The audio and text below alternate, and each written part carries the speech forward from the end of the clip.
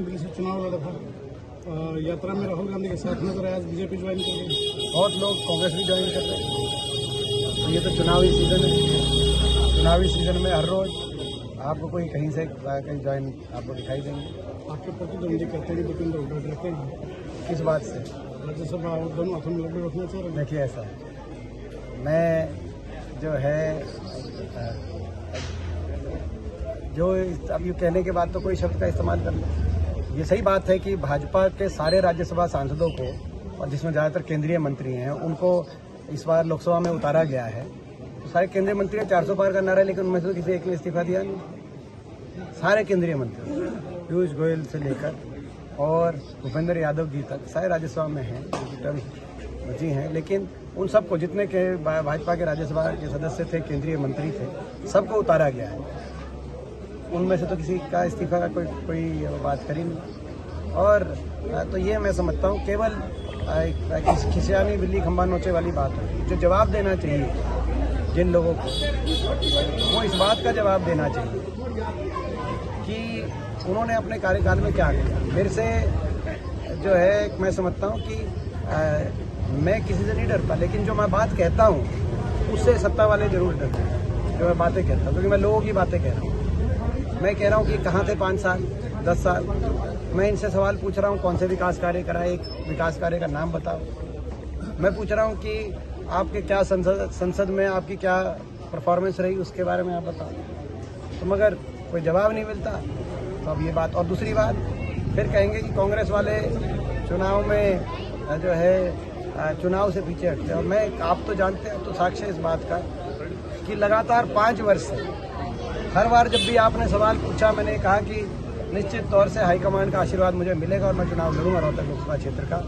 5 साल में लगातार एक दिन भी मैंने ये नहीं कहा कि मैं सोच के बताऊं। तो ये मेरा जो है स्टैंड है इसमें। बाकी कोई क्या कहता है उस स्टैंड के बारे में, जो है मैं समझता हूँ, मुझे या तो ईश्वर से डर लगता है या लोगों की जो है अगर डर लगता है तो अपना जो जनता की ताकत है, प्रजातंत्र में जो सबसे बड़ी ताकत है तो जनता की ताकत। दीपेंद्र जी का जिक्र किया, देखिए संजय सिंह मेरे साथ संसद में रहे और वो संसद में बड़े अच्छी तरीके से विपक्ष की भूमिका निभाते हैं। बड़े मेरे को आश्चर्य हुआ जब उनको पकड़ के ईडी ले गई और जेल के अंदर डालने का काम किया।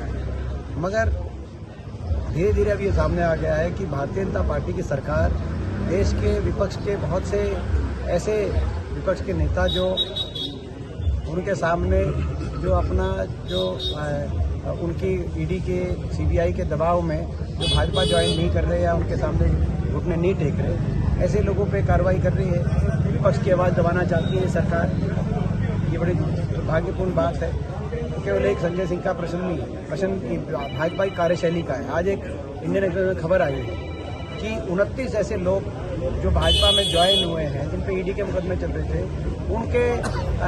उनमें से 27 लोगों के मुकदमे भाजपा में ज्वाइन होने के 1-2 महीने के बाद वापस ले लिए गए हैं। इसमें अजीत पवार, प्रफुल्ल पटेल, नारायण राणे, जो है अपना मुकुल रॉय, इस तरह के बहुत से, हेमंत जो है शर्मा जो अपना चीफ मिनिस्टर है, इस तरह के बहुत, अपना कुलदीप बिश्नोई, बहुत से ऐसे साथ हैं, शामिल हैं। तो ये एक बड़ी, मैं समझता हूँ कि किस तरह की राजनीति हो रही है देश में कि बड़े से बड़े मुकदमे विपक्ष पे लगाओ और विपक्ष को ज्वाइन कराओ, मुकदमे वापस हो, और जो उनके सामने घुटने ना टेके उस पर कार्रवाई आगे बढ़ाओ।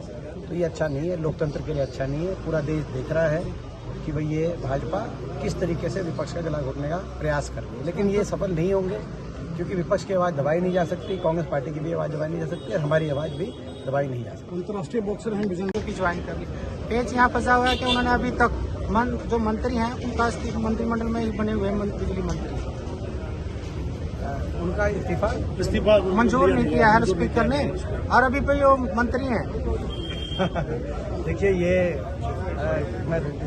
मैं समझता हूँ कि ये तो एक नैतिकता का ये पैमाना है, राजनीतिक हर मापदंड का नैतिकता का पैमाना है कि अब मंत्री रहकर उम्मीदवार ना रहें, वो अपना, मैं समझता हूँ, स्वयं इस पर फैसला लेना चाहिए।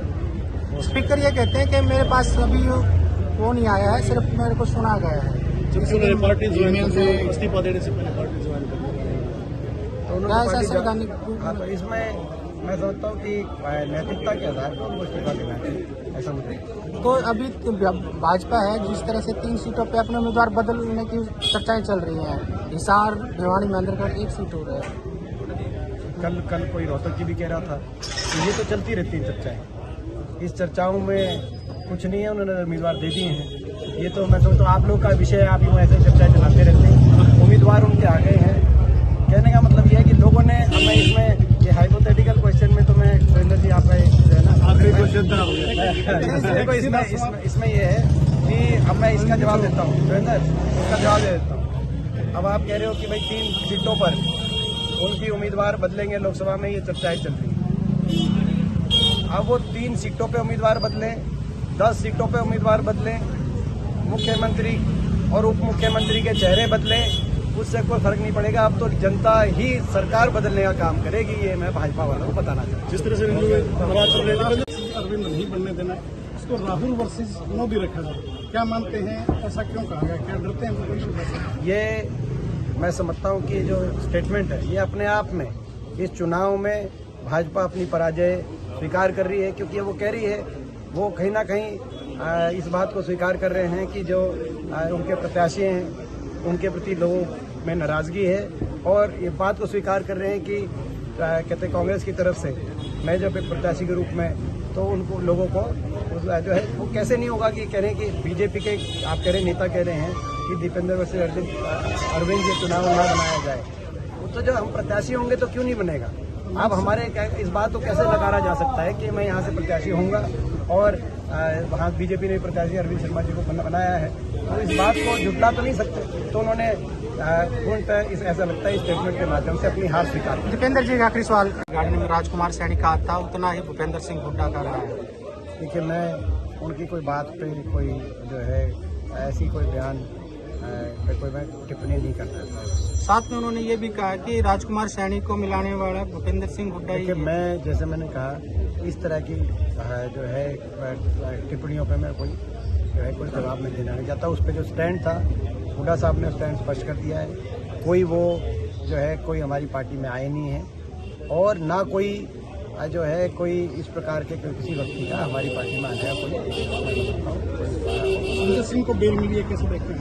इस बार कांग्रेस की निश्चित तौर से हमें पूरा विश्वास है कि रोहतक लोकसभा क्षेत्र से लोगों का पूरा आशीर्वाद हमें मिलेगा, और यहाँ मैं समझता हूँ कि मैं ही नहीं पूरे रोहतक लोकसभा क्षेत्रवासी ये चुनाव लड़ रहे हैं। यहाँ से कांग्रेस पार्टी जीतेगी, और वो जीत केवल एक सांसद बनाने की जीत नहीं होगी, वो जीत हरियाणा की अगली सरकार बनाने का नींव रखने का काम करेगी। और ना सिर्फ रोहतक, पूरे हरियाणा के अंदर आज लोगों ने एक परिवर्तन का मन बनाया है, क्योंकि 10 साल की जो सरकार रही है उस सरकार में हरियाणा आज बेरोजगारी में, अपराध में, नशे में, आज भ्रष्टाचार में, महंगाई में आज हरियाणा आगे गया और विकास की पटरी से उतरा है। आज हर वर्ग परेशान है, बदलाव के लिए लोगों ने मन बनाया है। हरियाणा में निश्चित तौर से प्रदेश में भी चौधरी भूपेंद्र सिंह हुड्डा जी के नेतृत्व में, चौधरी उदय भान जी की अध्यक्षता में कांग्रेस पार्टी की सरकार बनेगी, और लोकसभा चुनाव में भी 10 की 10 सीटों पे कांग्रेस गठबंधन का बहुत अच्छा प्रदर्शन रहेगा, ज़्यादातर सीटें कांग्रेस जीतेगी। कल अभय सिंह चौटाला रोहतक तो कोई डिनाई नहीं कर सकता, और कहीं ना कहीं ये भाजपा का अंदरूनी मामला है, लेकिन उनका सम्मान किस तरह से किया जाए भाजपा को उस बारे में सोचना चाहिए। मैं समझता हूँ कि उनका वरिष्ठ नेता है, लेकिन उनका ये अंदरूनी मामला है, इस बारे में हमारा कुछ कहना उचित नहीं। घोषणा कब तक कर दी जाएगी, ये मत कहना कि सही समय पर लोगों में इंतजार ऐसा अगर इनको बता रखा जवाब